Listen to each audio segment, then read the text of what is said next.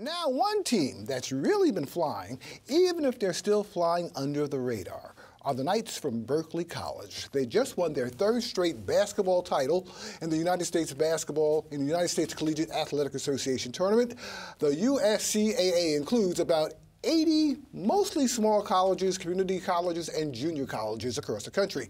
But trust me, any of the much bigger programs competing in March Madness will be thrilled to have Berkeley's record of 53 straight victories. Here to tell us about that streak and their unbeaten season, our head coach, Chris Christiansen. Welcome back to BK Live, Coach. Thank you, Michael. I appreciate it. And three of his senior players, all whom hail from Brooklyn, maybe Little Harlem, but by the way, forward, Johnnie Green. Thanks for being here. Thanks for being here. Thank you. And also, we also want to thank Stephon Jennings, who also plays forward and center. Nice to meet you. And guard Massiah Merritt, who's also was coach and was player of the year. You're coach of the year. Yes, yes sir. Man, yes, sir. Let's talk about those 53 straight victories. Each game, well, in the beginning of the season, you guys had the bullseye on your back, right? Everybody knew you guys were coming. Before, last year, the year before, but this year they were aiming for you guys. They were. Every gym that you went into, they wanted to get us. I think that what really divided us from other teams is that this team was one that had a lot of self-discipline. Last year's team, when we talked, that was hunger. But this team, self-discipline. And this is something that we taught right from the beginning of practice. If you came in late, we sent you home. If you didn't do the play right, we made you do 50 push-ups. If you didn't do that, we sent you home. What we tried to do was establish that as our plan and move that strategy in for the rest of the year. And it worked. It worked. Yeah, because practice? It worked. Practice? Those practices. Who's talking about practice? Right. I heard your practice is much more difficult than the game. Is that true? Yeah, very difficult. It's just like how you said it before. It's like you got to practice what you play. So what you're doing in practice, like it refers to what you're doing in the game. So that's what practice was tough. It was tough, especially the bench was the competitive. Practice was good. Yeah, definitely. With the second unit versus the first unit or versus the third unit, everybody would just come at the first unit. If we were scrimmaging and they got the upper hand on us, we would hear about it for days, and they would just talk about it. Yeah, practice was very competitive. Yeah, I mean, like they said, practice was very competitive, where basically we always push each other at practice to make each other better, no matter if we fouling each other hard to finish a basket. So we got to practice. Practices, of course, I spoke to some boxers. They said, man, the sparring sessions are brutal. So by the time they get to the fight's easy. Is that also the case with you guys? Yeah, because you know the guys, they want to get their minutes. They want to be ahead of the front of the French group. So they want to foul hard. They want to show the coach that they good enough to be in the first unit. So everybody's practice is so competitive. Coach, what is this is your third straight year. You're not under the radar anymore. What is your secret for running a successful program such as this? Because, let's face it, you're not in the NCAA, you're not in March Madness, but your name is now getting out there. Michael, I would tell you that this is a family. It's more of just guys coming in and practicing or playing games. We stress the family atmosphere. We care about our players. We make sure that they're going to their classes, they're doing well in school, because my first thing is I want you to get a good education. But really the formula is just hard work, dedication, and that word that I used with you before, self-discipline. By the time we start our first game, these guys are disciplined in the approach that we want, or they're not there. And I really think that that's the biggest formula. But I will mention to you, we have an unbelievable, energetic, inspirational young assistant coach, John Pena. He used to play for us. And this young man has been a godsend for me because I can't yell that much anymore.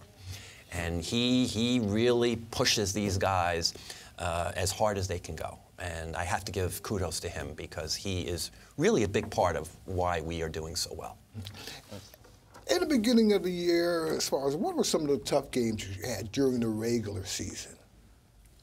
Let's go over some of those games. Playing against Mercy, because they was one of the team we lost to last year in the beginning of the season. You're D2 in your yes. in the United States Collegiate Athletics. But they're D2 in NCAA. Yeah, NCAA. So they was like over. So basically it was like the David Goliath. So this almost like ABA, NBA, right? Something like that. Yeah. So because ABA's all right, they play all right, but with an NBA, we got the dogs, Yes, right? Right. Yes, sir. So like last year we lost to them in the beginning of the season. So this year we had something to prove that basically we want to win. So we came out there ready to fight. Well, a lot of the games at the beginning of the season was tough because we had a lot of new players.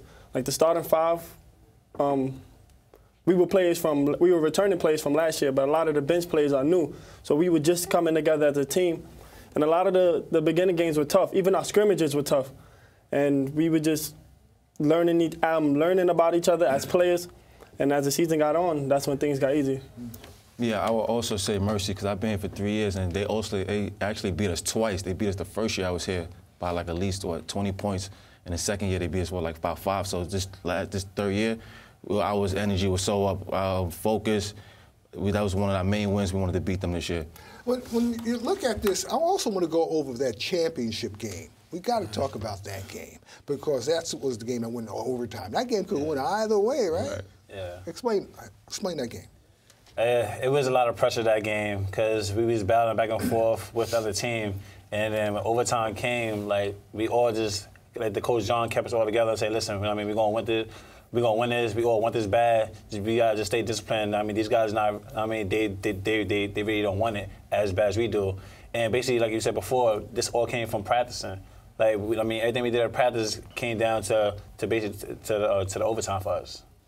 Yeah, exactly. Yeah, definitely that was one of the biggest games ever because they adrenaline was high. They pressured me a lot because they know how I was coming in. And there's also a point where you got to take it up another notch. I mean, the way you were playing during the regular season was okay, but now, man, this is a do-or-die situation. Right. Yeah. We've got to win this game, right? Was that the mentality going into the championship game, even during that overtime segment? Definitely. I feel like it even went up higher during overtime because there was 2 chances we could have possibly lost at the end of the game with not even a second left. But when overtime came, we just made it our duty to win that game. There's no way. There was too many people we was going to let down. You almost had like suck it up, go to the well, right? You had to really dig deep for that, right? But I would tell you, Michael, that these young men fight with adversity all their lives. And that overtime, that's what I called the time of adversity. These guys, when I knew we went overtime, I tell you, I thought we were going to win. I knew it. But those last few seconds, man, I even sat down the first time in the game. I was worried. Trophy, right here, man. This is it, right? Can we get a shot of this? Look at that. Look at that. All right, cool. Future for you? Yes, I want to continue my career in basketball somewhere overseas. Anywhere I could go and do something that I love. I definitely want to do that. Me, I'm more into like the business world, so I was trying to open up my own business and whatnot. Okay. Yes, me too. I was going to continue to play in professional basketball after I finished. D1, coach, NCAA, anything like that happening next? Well, I think we're really taking this one step at a time. I think we're doing very well where we are, but of course, eventually we'd love to get into the USCAA Division I, and then who knows? Home court advantage. Well, what about all that? Because right now, you guys are just playing wherever you play, you guys win. It doesn't make a difference, right? We travel more than we play at home, and you know it doesn't get in our way. We just do it. We just do it. And that is obvious. You guys have been doing it. You guys will probably continue to do it as a coach, and you guys will continue to do it for the rest of your lives. Thanks for coming. Thanks a lot. Thank you. Appreciate it. All right, cool. Thanks. Thank you. Cool. Thank you. All right, coach. Thank you very much. You.